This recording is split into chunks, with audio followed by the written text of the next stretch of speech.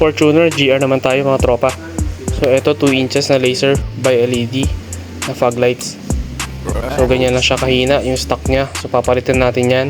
Pero bago yun, tap muna natin yung high beam natin. So, tapos headlight. Tapos high beam, pitik-pitik. Tapos patay lahat ng ilaw. Pitik-pitik ulit. Okay, pitik-pitik ulit.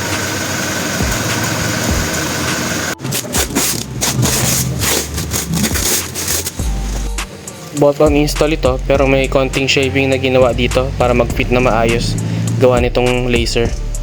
Tapos 45 watts nga pala ito. Umabot nga pala to ng 400 lux at 8 meters gawa ng film. Gusto kasi ng owner medyo all-weather itsura.